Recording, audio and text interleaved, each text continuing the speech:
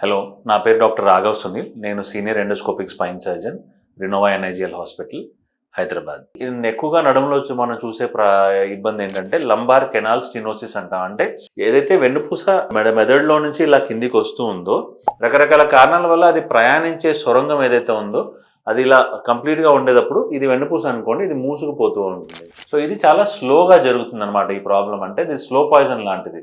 40-45 సంవత్సరాల తర్వాత ఇబ్బంది మొదలవుతుంది, మెల్లిగా పెరుగుతూ వస్తుంది.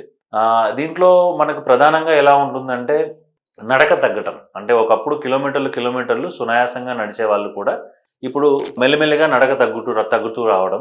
తీవ్రత బాగా పెరిగిపోతే కనీసం 10 అడుగులు వేయాలంటే కూడా కష్టంగా ఉంటుంది. నడిస్తే నడుము నొప్పి కానీ, కాళ్ళు నొప్పి కానీ, కాళ్ళు బరువు ఎక్కినట్టు కానీ, కాళ్ళలో తిమ్మిర్లు వచ్చినట్టు కానీ, లేదంటే అసలు కాలు తీసి కాలు వేయాలంటే ఇంకా ఇబ్బంది అయిపోయి ఒక చోట ఆగి కూర్చోవాల్సిన అవసరం రావటం. కొంతసేపు కూర్చున్న తర్వాత మళ్ళీ కొంత దూరం నడవగలగటం. ఇది ప్రధానమైన లక్షణం. అంటే ఇది అంటే ఒకప్పుడు ఇబ్బంది మొదలైన కొత్తల్లో కిలోమీటర్లు అయినా కూడా ఇబ్బంది లేకుండా నడిచేవారు. రాను రాను తగ్గుతూ తీవ్రత ఎక్కువైనప్పుడు కొంత 10 అడుగులు వేయడానికి కూడా కష్టంగా ఉంటుంది. అలాగే నరం ఒత్తుకునే కొద్ది ఏమవుతుందంటే నరంలో ఉన్న జీవశక్తి తగ్గిపోతుంది. అప్పుడు మన కాళ్ళు పలచబడిపోవడం, అంటే కాళ్ళు సన్నపడుతూ వస్తాయి. మీరు వయసైన వాళ్ళు చూస్తే కాళ్ళు సన్నపడుతూ రావటము, నడుస్తూ ఉంటే మెట్లు ఎక్కేదానికి ఇబ్బంది పడుతుంది. అంటే మెట్లు ఇలా పాదం పైకి ఎత్తి పెట్టాలి అంటే పాదం మెట్టు తగలటము, చెప్పులు జారిపోవడం. చెప్పులు వేసుకుంటే మన హవాయి చెప్పులు లాంటివి వేసుకున్నప్పుడు శాండిల్స్ లాంటిది కాకుండా ఆ చెప్పు పట్టుకోవడం కంటే చెప్పు జారిపోతూ ఉంటుంది వాళ్ళకి. అలాంటిది కూడా జరిగే అవకాశం ఉంటుంది. ఇంకొన్నిసార్లు నడుస్తూ ఉంటే దూదిపై నడుస్తున్నట్టు లేదా పాదంలో ఏదో కుచ్చుకుంటున్నట్టు ఒక ఫీలింగ్ ఉంటుంది వీళ్ళకి. అంటే ఎప్పుడు చెక్ చేసుకుంటుంటారు ఏదైనా కాల్లో కుచ్చుకుంటుందా అని. అది కూడా నడుములో నరం ఇలా స్టినోసిస్ సంబంధించి జరిగే అవకాశం ఎక్కువగా ఉంటుంది. కొంతమందికి తీవ్రత పెరిగే కొద్దీ మూత్రం ఆపుకోలేకపోవడం, అంటే యూరిన్ అర్జెన్సీ అంటాం. అంటే మూత్రం వచ్చినప్పుడు ఆపుకోలేకపోవడం, బట్టల్లోనే అయిపోవడం కానీ, లేదంటే మలబద్ధకం, అంటే మోషన్ సరిగా అవ్వకపోవడం, మోషన్ ఫ్రీగా అవ్వకపోవడము, ఒక్కొక్కసారి 2-3 రోజులకైనా మోషన్ ఫ్రీగా అవ్వకపోవడం, కంప్లీట్గా మోషన్ అవ్వకపోవడం కూడా దీంట్లో జరిగే ప్రమాదం ఉంటుంది. సో ఇలా మనకి దీంట్లో ఏదైనా ఇబ్బంది ఉన్నప్పుడు మనం ఒకసారి పేషెంట్ని పరీక్ష చేసి చూసి అవసరం అనుకుంటే ఎక్స్రే ఎంఆర్ఐ తీసి ఏ స్టేజ్లో ఉందన్నది మనం గుర్తించాలి. ఒకవేళ స్టార్టింగ్ స్టేజ్లో కానీ మనం దీన్ని గుర్తించగలిగితే మందులు, నడుము సంబంధించిన ఎక్సర్సైజులు, కొంత జాగ్రత్తలు తీసుకుంటే ఈ ఇబ్బందిని ఆపుకునే అవకాశం ఉంది. ఇబ్బంది పెరిగి నరం పైన ఒత్తిడి ఎక్కువగా ఉంది, మందులు రెస్ట్ తీసుకున్నా తగ్గలేదని నడుములో ఇంజెక్షన్ చేసుకొని ఇంకొంతకాలం మనం టైం తీసుకునే అవకాశం ఉంటుంది. కాకపోతే మన దేశంలో ఏంటంటే రకరకాల కారణాల వల్ల ఇబ్బంది బాగా పెరిగిపోయేదాకా కూడా మనము దీన్ని సరిగా గుర్తించకపోవడం వల్ల తీవ్రమైన కండిషన్లోనే ఎక్కువ మంది వస్తూ ఉంటారు. సో అలా నరం బాగా నలిగిపోయి నరం డ్యామేజ్ అయ్యే పరిస్థితి ఏర్పడుతూ ఉంటే ఆ నరం పైన ఒత్తిడి తీయాలంటే మనం పూడిక తీయాలి. కెనాల్లో పూడిక వచ్చినప్పుడు ఆ పూడిక తీయాలి.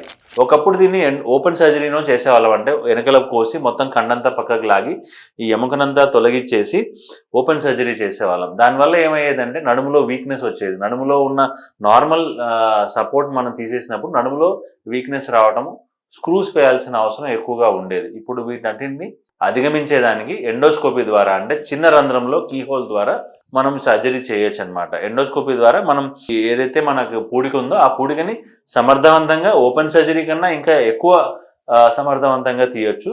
అది చిన్న రంధ్రంలో నడుములో వేరే ఎముకల్ని మనం డ్యామేజ్ చేయకుండా స్క్రూస్ వేసే అవసరం కూడా బాగా తగ్గిపోయింది దీనివల్ల.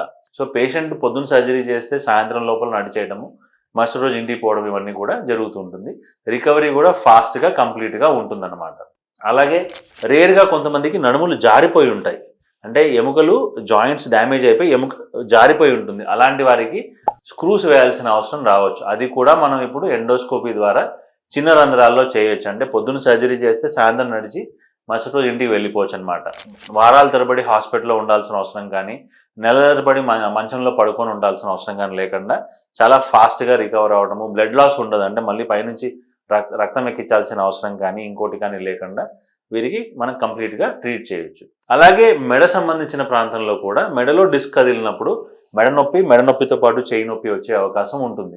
ఇలాంటి వారికి కూడా మనం ఎండోస్కోపీ ద్వారా కరెక్ట్గా ఎక్కడైతే నరం నలుగుతుందో ఆ ప్రాంతం వెళ్ళి నరం పైన ఒత్తిడి తీసేసి ఎండోస్కోపీ ద్వారా వీరికి కంప్లీట్ రిలీఫ్ ఇచ్చే అవకాశం కూడా ఉంది. ఇంకా వెన్నెముకలో మనం అనుకున్నట్టు ఫ్రాక్చర్స్ అవ్వచ్చు. అంటే ఒక వయసు అయిన తర్వాత ఏమవుతుందంటే ఎముక డొల్లబడిపోవడం వల్ల ఒత్తిడి పడ్డప్పుడు ఎముక ఒత్తుకుపోయి విపరీతమైన నడుము నొప్పి రావటము, అది పెరిగితే వెన్నుపూస పైన ఒత్తిడి రావడం జరుగుతూ ఉంటుంది. ఇలాంటి వారికి కూడా మనము వర్టిబ్రోప్లాస్టీ అంటే చిన్న రంధ్రంలో సూది పెట్టి సూదిలోంచి ఒక స్పెషల్ కెమికల్ మిక్స్చర్ అందులో వెన్నెముకలో ఇంజెక్ట్ చేసి వీరి నొప్పిని వెంటనే తొలగించే అవకాశం ఉంటుంది. అలాగే కైఫోప్లాస్టీ అంటే ఏదైతే ఎముక ఒత్తుకుపోయిందో దాన్ని మనం జాకప్ చేసి కూడా దాన్ని మనము సూది ద్వారా రీకన్స్ట్రక్ట్ చేసే అవకాశం కూడా ఉంటుంది. కొంతమందికి రేర్ గా మరీ ఎక్కువ డ్యామేజ్ జరిగినప్పుడు స్క్రూస్ వేయాల్సిన అవసరం కూడా ఉంటుంది. అది కూడా మనం చిన్న రంధ్రాల్లో ఆ స్క్రూస్ వేసి మనం పేషెంట్కు ఉన్న ఇబ్బందిని తొలగించే అవకాశం ఉంది. అలాగే ఎటువంటి వెన్నెముక సమస్య ఉన్నా కూడా దానికి సంబంధించిన ప్రతి ట్రీట్మెంట్ అయినంత చిన్న కోతలో ఫాస్ట్ గా రికవర్ అయ్యే విధంగా చేసే స్పెషాలిటీ మన దగ్గర ఉంది. దానికి సంబంధించిన అన్ని పరికరాలు అంటే బెస్ట్ క్వాలిటీ సియామ్ కానీ, స్కోప్స్ కానీ, ఇన్స్ట్రుమెంట్స్ కానీ అన్ని కూడా మన దగ్గర అందుబాటులో ఉన్నాయి. Thank you.